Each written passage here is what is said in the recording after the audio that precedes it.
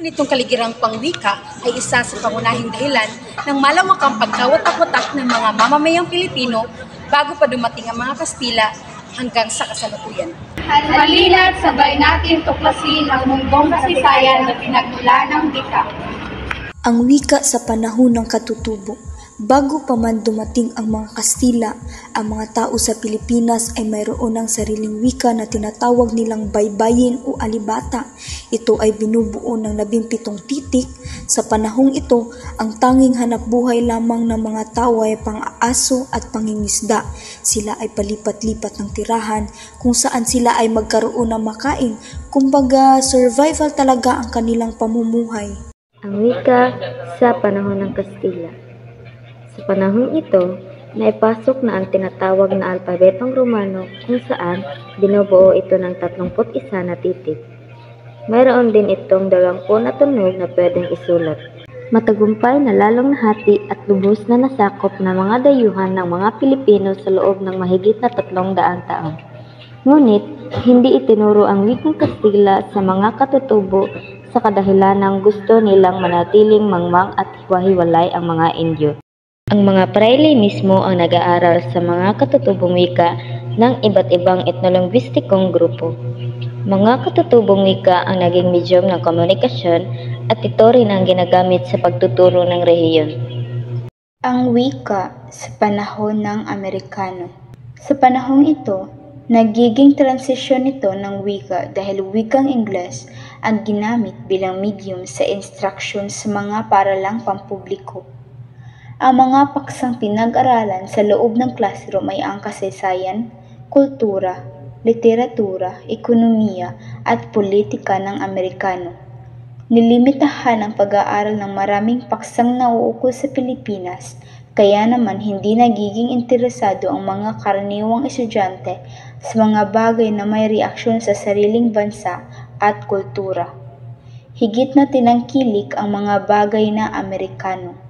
Nagsimulang mag-develop ang kolonyal na mentalidad ng nakaraming mamamayan na malawakang nakikita at nadarama sa bansa hanggang sa kasalukuyang henerasyon.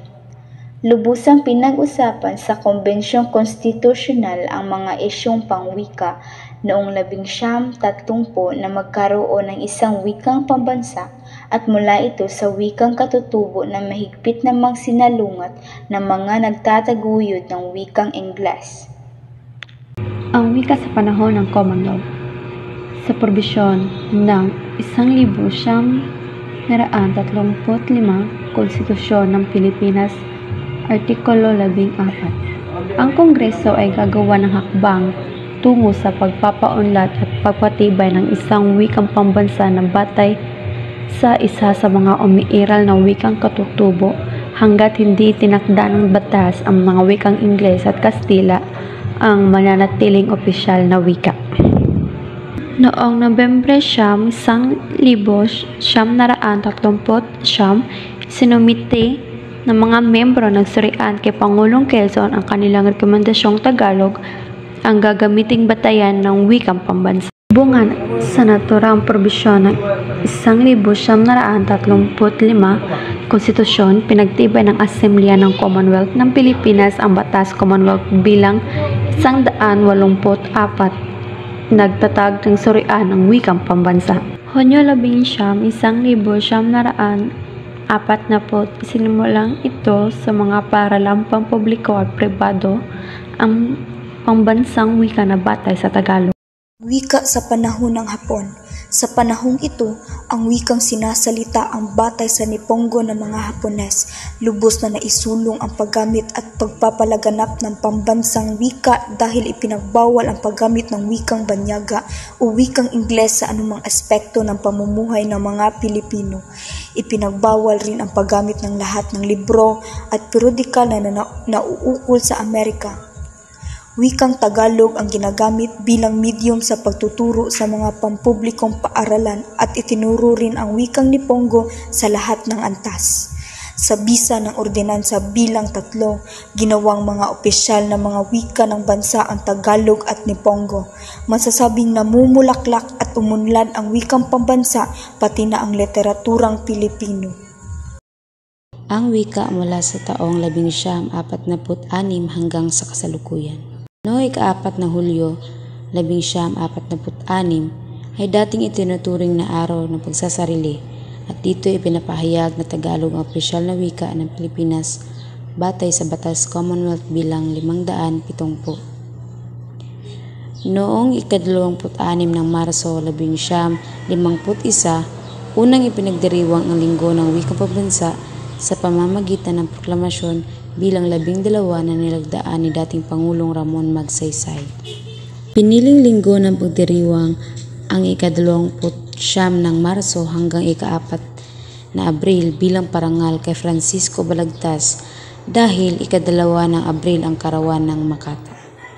Subalit, nagdaan ng ilang taon, inilipat ang pagdiriwang ng Linggo ng Wikang Pambansa mula sa ika-13 hanggang sa ika-19 ng Agosto bilang parangal sa dating Pangulong Manuel L. Quezon na itinuturing bilang ama ng Wikang Pambansa na tuwing Agosto 19 ang kaarawan nito. Agosto 13, 1955 naman nang tawaging Pilipino ang pambansang wika sa bisa ng Kautosang Pangkagawaran bilang 7 na ipinalabas ni J. Jose E. Romero, ang kalihim ng edukasyon ang panahong iyon. Naging mainit ang isyu ng wika hanggang naging resulta ng iba't ibang pag-aaral ng probisyon sa 1973 Konstitusyon, Artikulo 14, Section na ang batasang pambansa ay dapat gumawa ng hakbang tungo sa pagpapaunlad at formal na pagpapatibay ng isang panlahat ng wikang pambansa na kinilalang Filipino. Naganap lamang ang formal ng pagpapatibay at paggamit ng wikang Filipino sa panahon ni Pangulong Corazon C. Aquino na bumuo ng Komisyon Konstitusyonal. Noong Oktubre 12, 1986, pinagtibay ang implementasyon ng paggamit ng Filipino bilang pambansang wika. Hanggang sa kasalukuyang panahon, sa kabila ng maraming pagsasalungat, nananatili pa ring Filipino ang wikang pambansa sa Pilipinas na kumakatawan sa lahat ng pangunahing wikain at katutubong wika.